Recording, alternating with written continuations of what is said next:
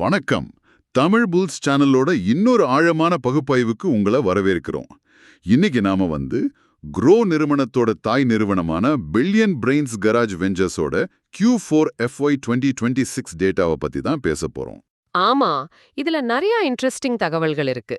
நம்ம ரீட்டைல் முதலீட்டாளர்களான உங்களுக்கு இந்த டேட்டாவை ரொம்ப எளிமையா புரிய வைக்கணும். அதுதான் இந்த செஷனோட நோக்கம். கண்டிப்பா. இப்போ பெரிய படத்தை பாத்தீங்கன்னா ரெவென்யூ முந்தைய ஆண்டை விட ஒரு 81% அதிகமா இருக்கு. அதாவது 15,355 மில்லியன். லாபம் 122% உயர்ந்து. வாவ், 122%? ஆமா, 6,864 மில்லியன் தொட்டு சாதனை படைச்சிருக்காங்க. சரி, இந்த பிரம்மாண்டமான வளர்ச்சி எப்படி நடந்துச்சுன்னு கொஞ்சம் விரிவாக அலசுவோம். இது வெறும் கமிஷன்ல வந்த லாபம் கிடையாது. அவங்க புதுசா கொண்டு வந்த மார்ஜின் ட்ரேடிங் ஃபெசிலிட்டி, அதாவது MTF, அப்புறம் எக்விட்டி டெரிவேட்டிவ்ஸ். அந்த F&O செக்மெண்ட் தானே சொல்றீங்க? அதேதான். இப்போ F&O சந்தையில அவங்க பங்கு 10.6% உயர்ந்திருக்கு. நிஜமாவா? அது பெரிய நம்பராச்சு. டேட்டா படி பார்த்தா MTF மதிப்பு கூட சுமார் 28,143 மில்லியனா வளர்ந்திருக்கு.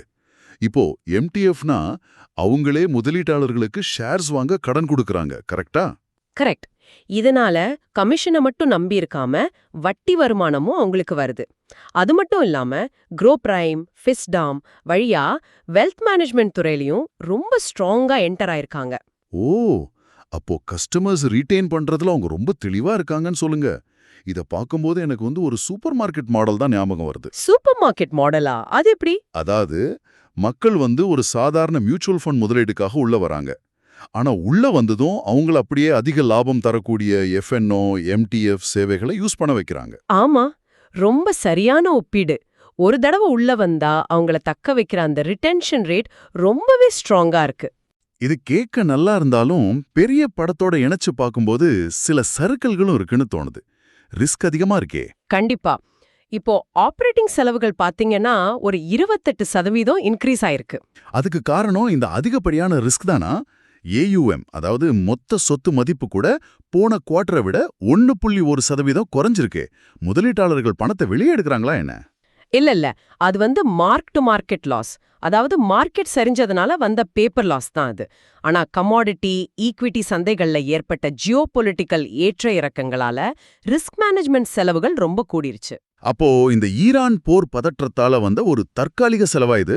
இல்ல கம்பெனி வளர வளர இந்த மாதிரி அதிகப்படியான ரிஸ்க் செலவுகள் நிரந்தரமா அப்படியே தங்கிடுமா? அது ஒரு ரொம்ப முக்கியமான கேள்விதான். ஏன்னா ஃபிஸ்டம் அப்புறம் அவங்க க்ரோ MF, அதாவது AMC எல்லாமே இன்னும் நஷ்டத்துல தான் இயங்கிட்டு இருக்கு. லாபம் வர்ற இன்னும் ரொம்ப தூரம் போனோம் போலயே. ஆமா, ஆனா இந்த சவால்களை எல்லாம் தாண்டி மேனேஜ்மெண்ட் எதிர்காலத்துக்கு என்ன வழிகாட்டுறாங்கன்னு நம்ம கவனிக்கணும். அவங்க என்ன பிளான் வச்சிருக்காங்க? அவங்க முக்கியமா AI, அதாவது செயற்கை நுண்ணறிவை ரொம்ப நம்புறாங்க. கஸ்டமர் சர்வீஸ் அப்புறம் சாஃப்ட்வேர் டெவலப்மெண்ட்ல AI அதிகமா யூஸ் பண்ண போறாங்க. ஓஹோ, அப்போ செலவுகளை குறைக்க AI ஒரு பெரிய டூலா இருக்க போகுது. கரெக்ட். அது மூலமா மார்ஜின் எக்ஸ்பான்ஷன் பண்ண முடியும்னு பாக்குறாங்க. இந்தியால பங்குச்சந்தை முதலீட்டாளர்கள் இன்னும் சிங்கிள் டிஜிட் சதவீதத்துல தான் இருக்காங்கன்னு அவங்க சொல்றாங்க. சோ அடுத்த ஒரு 10 வருஷத்துல இது ஒரு 3 இல்ல 4 மடங்கு வளர வாய்ப்பு இருக்கு. அதேதான். இந்த மாபெரும் வாய்ப்பை யூஸ் பண்ணி ஃபியூச்சர்ல இன்வெஸ்ட்மெண்ட் அட்வைசரி சர்வீஸும் கொடுக்க பிளான் பண்றாங்க. சூப்பர். இப்போ நீங்க யோசிச்சு பாருங்க, AI மூலமா செலவுகளை குறைச்சு கோடிக்கணக்கான புது முதலீட்டாளர்களை உள்ள கொண்டு வந்தா இந்தியாவுல ஒரு பெரிய மாற்றமே வரும்.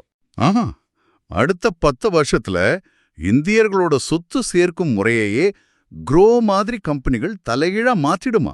நீங்களே சிந்தித்து பாருங்கள். கண்டிப்பா. அப்புறம் ஒரு முக்கியமான விஷயம், நாம இன்னைக்கு செஞ்ச இந்த ஆழமான பகுப்பாய்வு முழுக்க முழுக்க ஒரு கல்வி நோக்கத்துக்காக மட்டுமே. கரெக்ட். எந்த ஒரு பங்கையும் வாங்க, விற்க அல்லது வச்சிருக்க நாங்க எந்த பரிந்துரையும் இங்க கொடுக்கல. மார்க்கெட் எப்போதுமே சந்தை அபாயங்களுக்கு உட்பட்டது. அதனால உங்கள் முடிவுகளை நீங்களே நிதானமா எடுங்க. மீண்டும் அடுத்த ஆழமான பகுப்பாய்வில் சந்திப்போம்.